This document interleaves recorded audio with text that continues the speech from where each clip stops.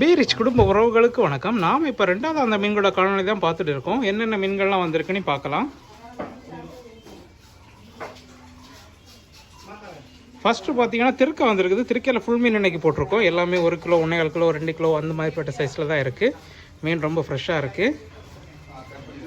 அப்புறம் பார்த்தீங்கன்னா வாழாமரல் மீன் வந்திருக்குது. கிலோக்கு ஜஸ்ட் 3 நிற்கிற மாதிரிப்பட்ட சைஸ் தான் இது. மீனை பாருங்கள் எவ்வளோ ஃப்ரெஷ்ஷாக இருக்குன்னு சொல்லிட்டு.